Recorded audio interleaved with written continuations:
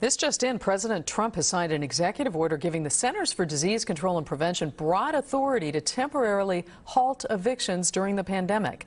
The order is worded so that the CDC can use its power under federal law to prevent evictions to try to prevent the spread of COVID-19. Now, this move comes as Governor Newsom signed a new law today to extend the moratorium preventing evictions and provide relief for California renters. But does the new California law go far enough? NBC4 I-Team consumer investigator Randy Mack is here now. And Randy, there are critics of this measure from all sides. There really are. No one is completely happy, Carolyn. In fact, renters and their advocates say that the temporary moratorium simply doesn't go far enough, and landlords are left screaming, "What about us?" Governor Gavin Newsom signed a bill late last night banning the eviction of tenants for the next 5 months who are suffering financially in this pandemic, but only if they pay 25% of their rent, with the full balance due when the moratorium is lifted. 1 in 5 LA renters right now can't afford their rent, and even if they can afford the minimum, advocates for landlords say receiving a quarter of their monthly rent won't pay their property bills. This bill is very problematic.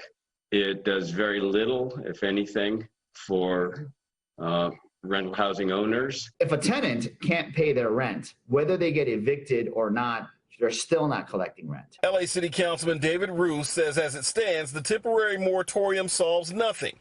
He says it creates huge debt for already struggling tenants 5 months from now and doesn't end evictions across the board, which is why he's advocating LA draw between $2 and $4 billion from the Federal CARES Act designated for cities to start a rent relief and utility bill forgiveness program. This is something that the federal government should be doing on their own. But they're playing politics up there, and I'm sick and tired of politics, and I'm sick and tired of waiting and begging them to do something.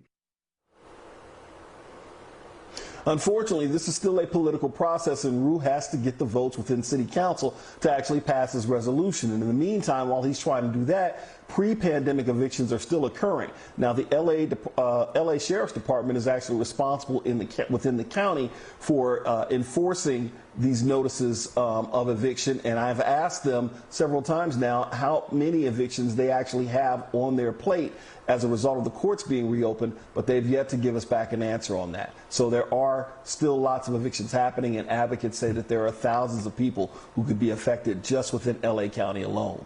Reporting live in Chino Hills, I'm Randy Mack for NBC4 News.